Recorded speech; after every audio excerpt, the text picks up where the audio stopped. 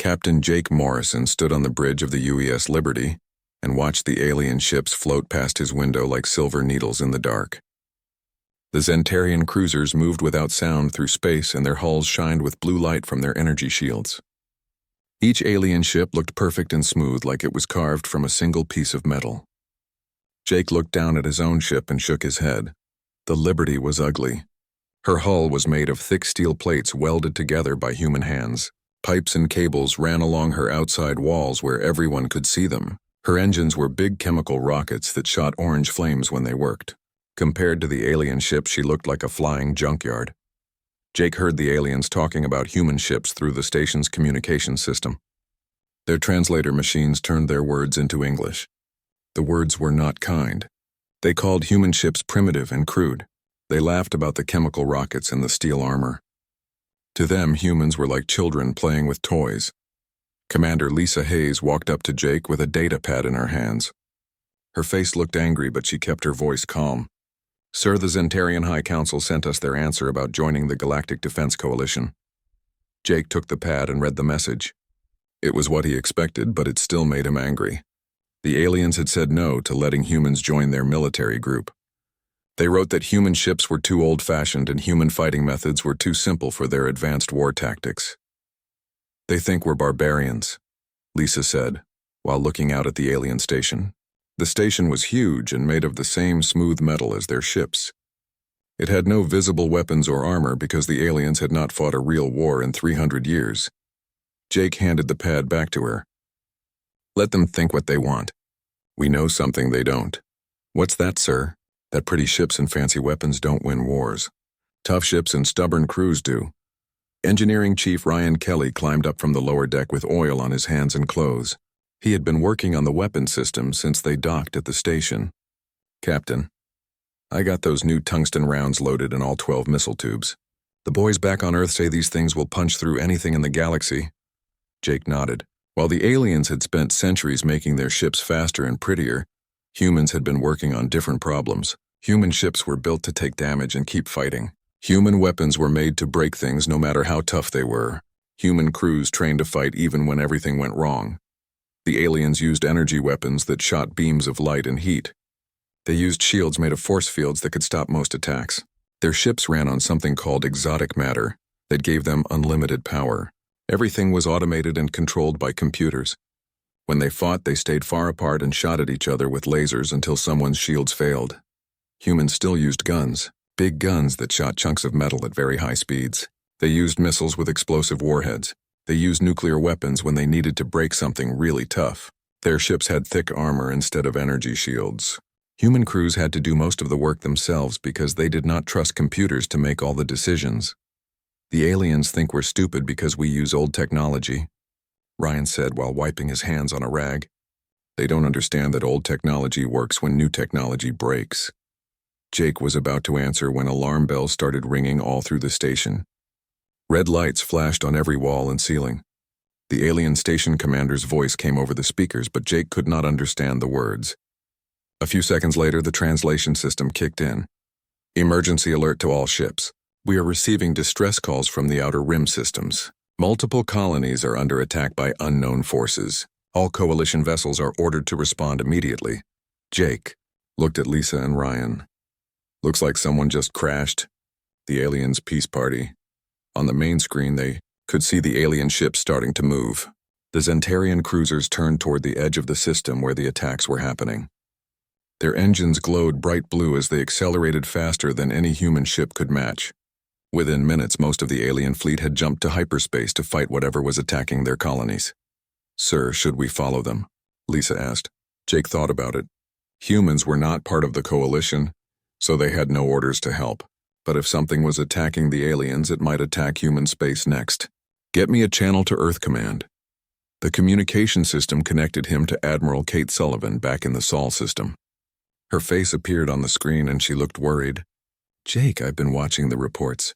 Something big is hitting the coalition worlds and it's moving toward human space." "What do we know about these attackers?" Jake asked. "Not much. The alien ships that got close enough to fight sent back some data before they were destroyed. These things eat energy weapons and grow stronger when they're hit by force field attacks. The aliens' fancy technology is useless against them. Jake felt a cold chill run down his back. An enemy that could absorb energy weapons and grow stronger from shield impacts was exactly the kind of threat the aliens were not ready for. Their entire military was built around those technologies. Admiral, what are your orders? Bring the Liberty home, Jake. If these things break through the alien defenses, we're going to need every ship we have. And Jake? Yes, ma'am. Tell your crew to get ready for a real fight. The kind the aliens have forgotten how to do. The screen went dark and Jake turned to his crew. You heard the Admiral. Ryan, get those engines ready for a long jump. Lisa, plot a course back to Earth. Maximum speed. As the Liberty turned away from the alien station, Jake took one last look at the beautiful ships around them. Soon those ships would face an enemy they were not built to fight. When that happened, the galaxy would learn that sometimes ugly ships and crude weapons were exactly what was needed. The age of elegant warfare was about to end, and Jake had a feeling that humans were going to be very busy in the days ahead. The creatures came from the dark space between stars like nightmares made real. Admiral Kate Sullivan watched the reports come in from across the galaxy while standing on the bridge of the UES Defiance. Each report was worse than the last. Entire star systems had gone quiet. Alien fleets that had protected the galaxy for 3 centuries were being destroyed faster than anyone thought possible. The attackers called themselves the Devourers, and they lived up to their name. Their ships were not built like normal spacecraft. They were grown like living things with hulls that could heal themselves and weapons that were part of their bodies. They fed on energy, and the more the aliens shot at them with their laser weapons, the stronger the creatures became. Admiral, we're getting a transmission from the Zentarian home fleet. Communications Officer Danny Park announced from his station. They're requesting immediate assistance. Kate looked at the tactical display that showed the current state of the galaxy. Red markers indicated systems under attack or already lost. Yellow markers showed areas where fighting was still going on. There were not many green markers left to show safe space. Put them through, Danny. The main screen flickered and showed the bridge of a Zentarian command ship. High Counselor Zephyrian stood in the center, but he looked nothing like the proud alien leader who had rejected humanity's application to join the coalition just weeks before. His silver skin was pale with fear and his large eyes showed panic. Admiral Sullivan, our fleets are being slaughtered, he said without any of his usual formal greetings. These creatures absorb our particle beams and grow larger when we hit them with quantum torpedoes. Our shields cannot stop their bioplasma weapons. We formally request human military assistance under the Emergency Defense Protocols, Lieutenant. Colonel Sam Wright, who commanded the Marine detachment on the Defiance, laughed, but there was no humor in the sound. Now they want help from the barbarians. After 50 years of calling us primitive cave dwellers, Kate held up her hand for quiet. She had served in the human military for 30 years and had fought in the border wars against the Titan colonies. She knew what real combat looked like, and she knew that the aliens had forgotten everything about fighting dirty wars. High Counselor, the human fleet will respond, but we have conditions. First, you will place all coalition forces under human military command. Second, we fight this war using human tactics and human weapons. No interference and no suggestions about updating our primitive methods. Do you agree? Zephyrian's pride was visible even through his fear. For a moment, Kate thought he might refuse. Then another explosion lit up the background behind him, and she could hear alien voices shouting in panic. Agreed, Admiral Sullivan. We place ourselves under human command. The channel closed and Kate turned to her staff. Danny, send a message to all human ships. We're going to war. Tell them to prepare for full combat operations. Within 6 hours, the human fleet was moving. 150 ships that looked like flying factories compared to the smooth alien vessels. Each human ship was built for one purpose only: to fight and win against enemies that wanted to destroy them. Their hulls were thick armor-plated steel. Their weapons were simple but deadly. Their crews were trained to keep fighting even when everything went wrong. The UES Defiance led the fleet toward the first battle zone. Kate stood on her bridge and felt the vibration of the massive chemical engines through the deck plates. It was a sound that no alien ship made because they used silent energy drives. But Kate loved that rumbling noise because it meant her ship was ready for anything. Admiral, we're getting reports from the front lines, Intelligence Officer Carol Price said while reading data from her screens. The coalition fleets are falling back from the Kepler system. They've lost over 60% of their ships in the last 4 hours. Kate studied the tactical information. The aliens had tried to fight the Devourers the same way they had fought each other for centuries. Long-range energy weapon duels with ships staying far apart and relying on shields for protection. Against an enemy that ate energy and grew stronger from shield impacts, it was the worst possible strategy. "What's the status of the Devourer forces?" Kate asked. "Approximately 400 bioships ranging from cruiser to battleship size. They're moving toward the inner systems and consuming everything in their path. Admiral, the aliens are talking about evacuating their core worlds." Kate nodded and made her decision. "Signal the fleet. We're going to show these creatures what human warfare looks like." Danny opened a channel to all coalition ships. The communication system connected her to the surviving alien commanders. Their faces on the screen showed defeat and despair. These were beings who had never fought a war they might lose. "Coalition commanders, this is Admiral Sullivan. I'm taking command of all military operations in this sector. You will withdraw your forces and let us handle the first engagement. Watch and learn, because we're going to teach you how to fight dirty." Some of the alien officers looked offended, but Zephyrian silenced them with a gesture. "Admiral, we will comply. Our ships will observe from a safe distance." Kate turned to her tactical officer. "Amy, plot an intercept course for the Devourer fleet. Tell all ships to prepare for close-range combat." Lieutenant Amy Foster looked up from her console with surprise. "Ma'am, close range? The aliens have been fighting these things from maximum weapons distance. That's why they're losing, Amy. Energy weapons at long range just feed these creatures, but kinetic weapons at close range will tear them apart before they can adapt." The human fleet accelerated toward the enemy formation. Kate watched the range counter tick down as they approached the Devourer swarm. The creatures were huge and moved through space like living ships. Their hulls pulsed with bioelectric energy, and weapons that looked like organic growths covered their surfaces. "Range to target 500,000 kilometers in closing," Amy reported. Kate opened the fleet communication channel. "All ships, this is Admiral Sullivan. These things have never faced human weapons before. They eat energy, but they can't digest chunks of steel moving at 30,000 kilometers per second. When we get within range, hit them with everything we have and don't stop shooting until they're all dead." The first Devourer ships opened fire when the human fleet reached optimal range. Bioplasma beams that could melt alien hulls in seconds struck the lead human vessels. But human ships were built to absorb punishment. Their thick armor plating glowed red-hot, but held against the organic weapons. "All ships open fire," Kate commanded. Space erupted in light and metal as the human fleet unleashed its full arsenal. Railguns shot tungsten penetrators at incredible speeds. Nuclear missiles detonated in brilliant flashes. Kinetic kill vehicles struck the bioships like hammers hitting eggs. For the first time since the invasion began, the Devourers were taking real damage, and they had no defense against it. Fleet Admiral Ben Cooper stood in the command center of the UES Sovereign and watched 300 Devourer bioships approach the human defense line. 40 human vessels had formed a wall of steel and fire across 3 light minutes of space. Each ship was positioned to support the others and create overlapping fields of destruction that nothing could pass through alive. "Enemy fleet will reach weapons range in 15 minutes. Tactical Officer Amy Foster announced from her station. "Bioship count is holding steady at 374 vessels. Mass readings indicate everything from cruiser class to full dreadnought size." Ben had spent the last 3 weeks studying these creatures and learning how they fought. The Devourers were unlike anything in the galactic databases. They lived in space and fed on energy like cosmic parasites.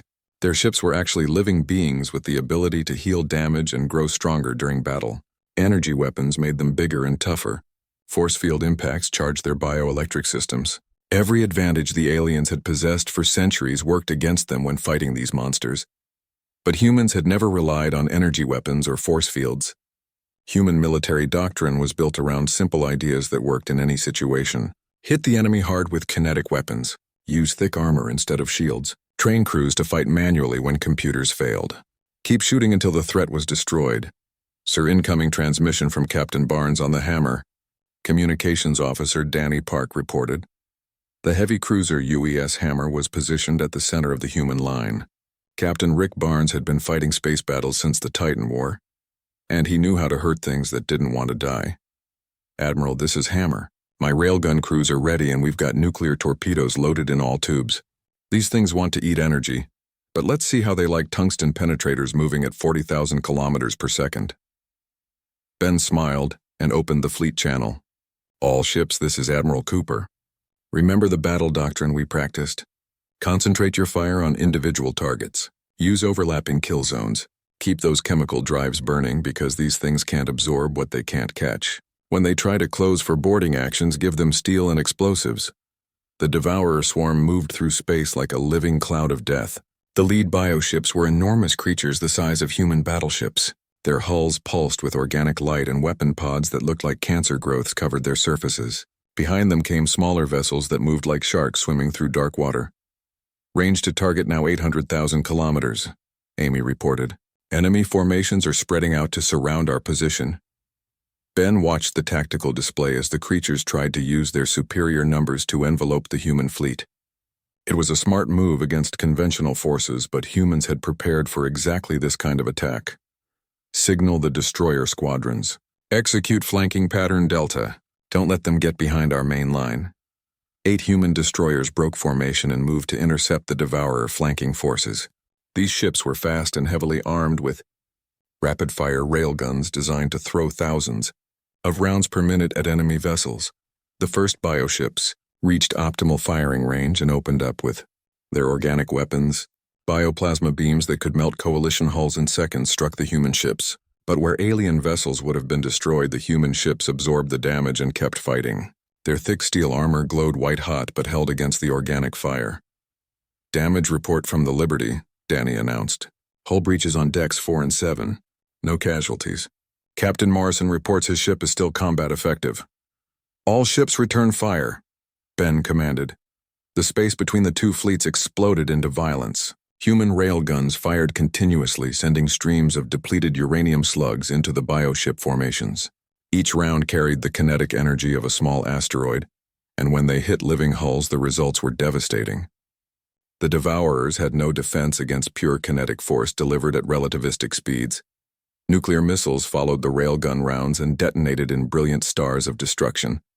The bioships tried to absorb the energy from the nuclear fires, but the explosions happened too fast and too close for their organic systems to process. Chunks of living hull were torn away by the atomic fury.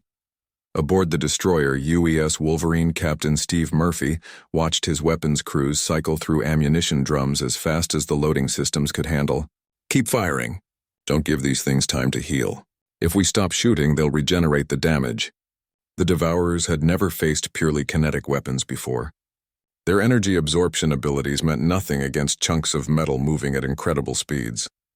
Their regenerative systems couldn't cope with having their mass literally blown apart by nuclear explosions. For the first time since the invasion began, they were taking losses they couldn't replace. But the creatures were learning. The larger bioships began changing tactics and tried to close the distance for hand-to-hand combat. Their hulls sprouted boarding pods filled with Devourer warriors that looked like nightmares made of living metal and organic weapons. Sir, enemy boarding craft are launching, Amy reported. Multiple contacts heading for our ships. Ben had expected this. When their long-range weapons failed, most alien species tried to board human vessels and fight in close quarters. It was always a mistake. Signal all ships. Prepare to repel boarders. Tell the Marines to give them a proper human welcome. The boarding pods struck human ships like living missiles and immediately began cutting through the hull plating with bioacid weapons. But when the Devourer warriors broke through, they found human Marines waiting for them with chemical explosives and projectile weapons on.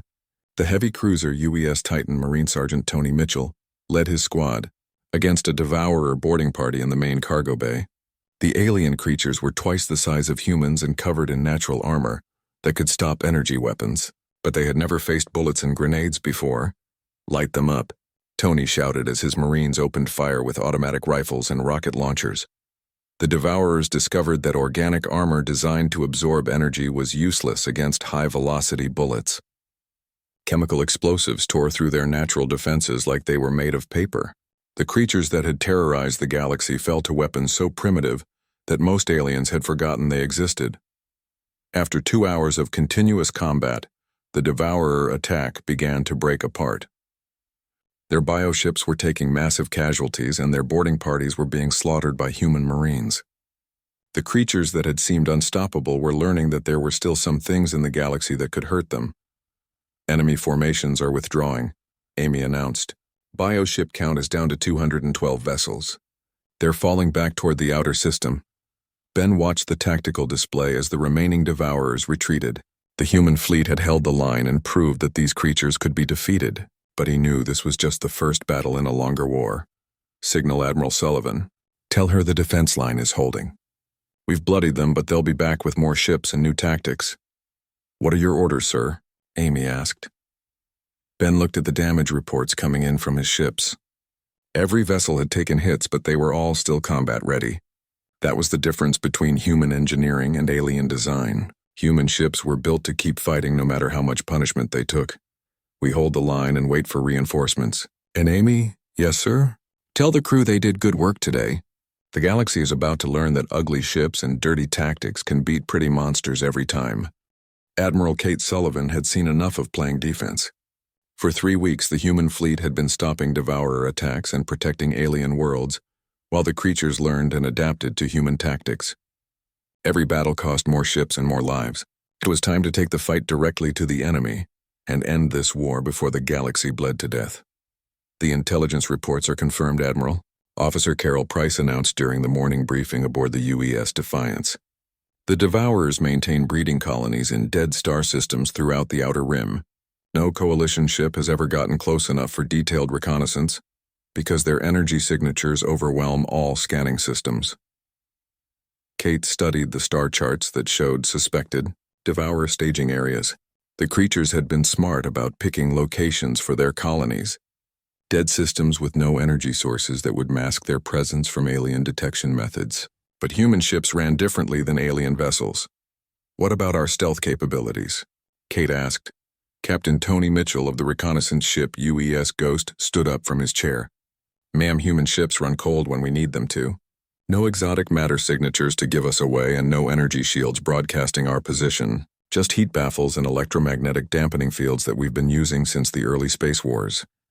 Kate nodded. While the aliens had advanced far beyond human technology in many areas, they had also become dependent on systems that made them visible to the right sensors. Human ships could still disappear into space the old-fashioned way by shutting down everything that made noise and heat. How many ships can we spare for a deep strike mission? Kate asked her staff. Fleet Operations Officer Helen Brooks consulted her tactical displays. 30 ships maximum, Admiral. We need the rest to maintain defensive positions around the core worlds. If we pull too many vessels from the line, the Devourers might break through. Kate made her decision. 30 ships will have to be enough.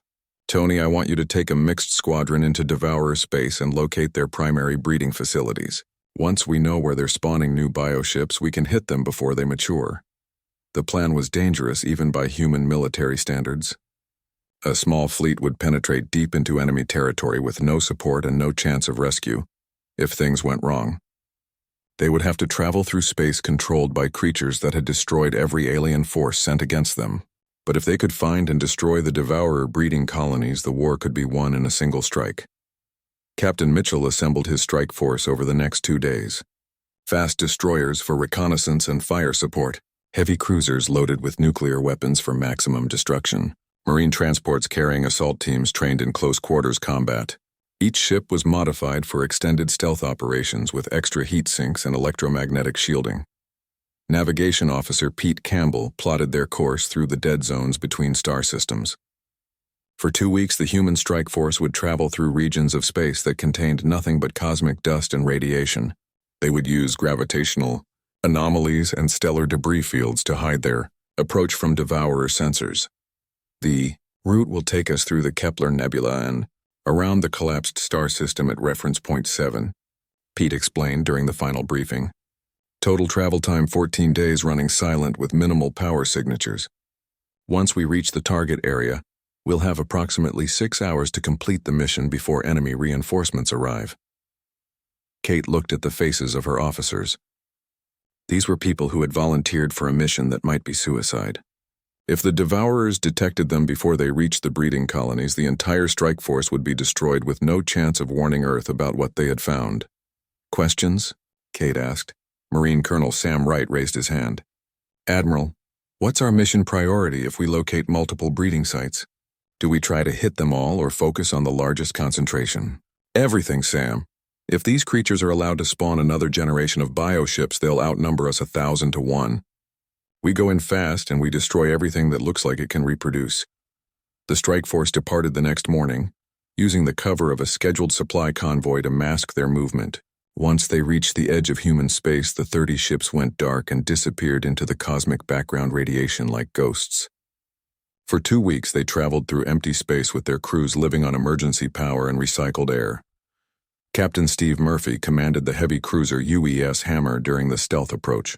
His ship carried the largest nuclear warheads in the human arsenal, including several weapons originally designed for asteroid mining operations. Crew efficiency is down 15% due to cold ship operations, he reported to Admiral Sullivan during one of their brief communication windows. But morale remains high. The boys know what we're here to do. On day 12 of the mission, the strike force reached the edge of the target system and began active reconnaissance. What they found exceeded their worst expectations.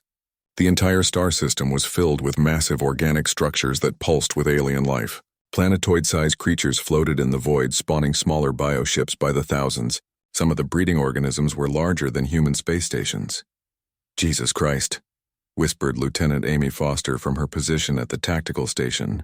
"Admiral, there are hundreds of them. Maybe thousands. This isn't just a breeding colony, it's an entire ecosystem designed to produce invasion fleets." Kate stared at the sensor readings with the cold calculation that had made her the youngest fleet admiral in human history. The system contained enough devourer bioships to overwhelm every defense in the galaxy. If even half of these creatures reached civilized space, the war would be over within weeks. "Signal all ships. We're going in, full attack formation, and launch everything we have. This ends here."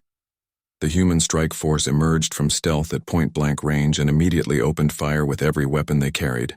Nuclear warheads designed for mining operations tore through bioship nurseries like miniature suns. Kinetic bombardment rounds moving at relativistic speeds shattered the breeding planetoids into cosmic debris. Railguns firing continuously turned space into a storm of metal and death. The Devourers were caught completely off guard by an attack they could not absorb or adapt to. The creatures had evolved to feed on energy weapons and grow stronger from shield impacts, but human weapons delivered raw kinetic force and nuclear fire that destroyed living tissue faster than it could regenerate. Captain Rick Barnes aboard the destroyer, UES Wolverine, watched his missile tubes cycle through their full load of nuclear torpedoes. "Target that big breeding cluster at coordinates 479. Put every warhead we have into the center mass." The breeding organisms tried to defend themselves by spawning warrior bioships, but the human attack was too fast and too devastating. Nuclear explosions vaporized newly formed creatures before they could mature. Kinetic weapons tore through organic defenses like they were made of tissue paper. For 30 minutes, the human fleet poured destruction into the Devourer breeding system. When their ammunition was exhausted, they had reduced the alien colony to cosmic dust and radiation. Thousands of bioships that would have threatened the galaxy were destroyed before they could leave their spawning grounds. "Mission accomplished, Admiral," Captain Mitchell reported as the strike force prepared to withdraw. "Enemy breeding facilities are completely destroyed. No survivors detected." Kate allowed herself a moment of satisfaction as she watched the tactical display show empty space where the Devourer colony had been. The creatures could still fight with their existing forces, but they could no longer replace their losses. For the first time since the war began, humanity had gained the strategic advantage. "All ships prepare for immediate withdrawal. We've kicked the hornet's nest and every devourer in this sector will be coming for us. Time to go home." 6 months after the last devourer bioship was destroyed, Captain Jake Morrison walked through the rebuilt chambers of the Galactic Council. The walls that had once displayed images of elegant alien vessels now showed pictures of human warships. The UES Liberty sat in the place of honor among the memorial displays. Her scarred hull and patched armor plating told the story of a war that had changed everything. The Devourer. War, as historians were calling it, had ended with the complete destruction of the alien invasion force. Human tactics and human weapons had saved a galaxy that had spent 3 centuries perfecting the art of civilized conflict. The creatures that fed on energy and grew stronger from advanced technology had been defeated by kinetic weapons and nuclear fire, delivered by crews who refused to give up. High Counselor Zephyrian approached. Jake, with his silver head held low in a gesture of respect that would have been impossible before the war. The proud alien leader who had once rejected humanity's application to join the coalition now wore the uniform of a human military advisor. Captain, Morrison, the Council has reached its final decision regarding the restructuring of galactic defense operations. We formally request that humanity assume permanent leadership of all military forces throughout Coalition space. Jake looked through the great observation windows at the mixed fleet patrolling the star system. Sleek alien vessels flew alongside angular human warships in formations that combined the best of both technologies. The aliens were learning human combat doctrine, while humans adapted alien navigation and communication systems. The galaxy had 300 years of peace before the Devourers came, Jake replied while watching a Zentarian cruiser practice attack runs with a human destroyer. You built beautiful ships for a beautiful universe. But when real monsters showed up, it took ugly ships and dirty tactics to send them back to hell. Commander Lisa Hayes joined them at the observation deck wearing the new uniform of the Galactic Defense Command. Her jacket bore insignia that mixed human military ranks with alien symbols of authority. The Coalition species are already implementing human weapons technology on their vessels. Kinetic weapons armor plating and redundant systems are being installed on every ship in the fleet. Jake nodded with approval. The aliens were finally learning that survival mattered more than elegance. Their ships would never be as pretty as before, but they would be ready for the next threat that emerged from the darkness between stars. More important than the technology is the mindset, Jake said while watching alien crews practice manual gunnery procedures. In space, no one can hear you scream, but they can damn sure hear you fighting back. The changes went far beyond military technology. The entire structure of galactic civilization was being rebuilt around human principles of preparation and resilience. Colonies that had relied on automated defense systems now trained citizen militias. Trade routes that had been protected by energy. Shields now carried escort fleets armed with projectile weapons.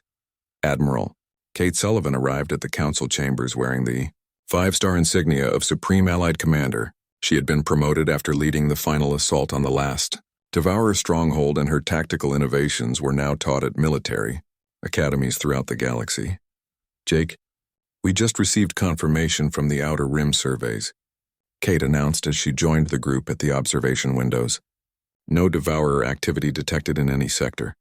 The breeding colonies are completely destroyed, and the few surviving bioships have gone dormant in deep space. Any chance they could return? Jake asked. Intelligence estimates it would take them at least 1,000 years to rebuild their numbers to pre-war levels. By then, we'll be ready for them. The conversation was interrupted by alarms sounding throughout the station, but these were not the panic signals that had announced the Devourer invasion. These were tactical alerts indicating an unscheduled arrival by unknown vessels. Unknown contacts dropping out of hyperspace at the system edge. Communications Officer Danny Park announced over the station intercom. Configuration suggests non-coalition origin. All defensive units are responding.